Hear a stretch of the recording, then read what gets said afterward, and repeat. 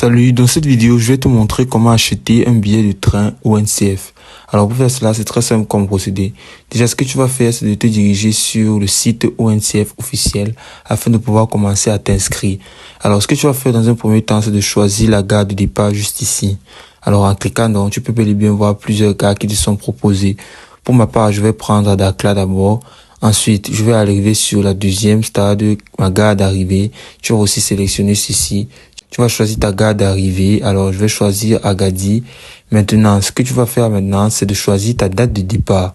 En choisissant donc ta date de départ, tu décideras de la date où tu pourras donc voyager dans les plus bonnes conditions. Alors maintenant, il y aura aussi la date de retour. La date de retour où, à partir d'ici maintenant, ce que tu feras aussi, c'est de choisir la date de retour. Maintenant, tu vas entrer aussi le nombre de voyageurs possibles. En cliquant donc ici, tu verras donc s'il y aura les voyageurs adultes et enfants. Tu choisiras donc le nombre de voyageurs. Tu pourras aussi augmenter ou maximiser dépendant de toi.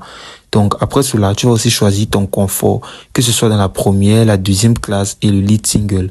Alors, moi, je vais me baser sur ma deuxième classe et je vais cliquer sur rechercher. Alors maintenant, à partir d'ici maintenant, arrivé sur cette interface-ci, tu vas maintenant choisir le trajet en voyage. Tu peux bel et bien voir les billets qui te sont proposés dans la réservation. Alors moi, je vais continuer sur la première réservation et je vais cliquer sur réserver. Donc maintenant, en cliquant sur réserver, je vais juste cliquer sur l'option sélectionner le tarif. Donc maintenant, à partir de sélectionner le tarif, ce que tu auras à faire maintenant à partir d'ici, c'est de cliquer ajouter au panier tout en vert là. Et maintenant, le voyage a été ajouté avec succès comme il est dit tout en haut. Maintenant, ce que tu vas faire, c'est de cliquer sur continuer. En cliquant sur continuer, tu peux bel et bien voir l'identification qui t'est demandée. Alors, tu vas entrer ton adresse email et aussi ton mot de passe avec cela et tu vas t'identifier. Ou bien alors, tu peux cliquer aussi sur je continue en tant qu'invité.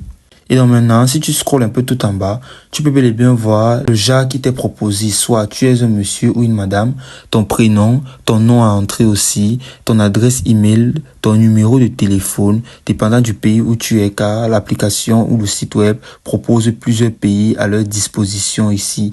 Maintenant, dès que tu as fait cela, tu vas entrer aussi ton numéro de téléphone.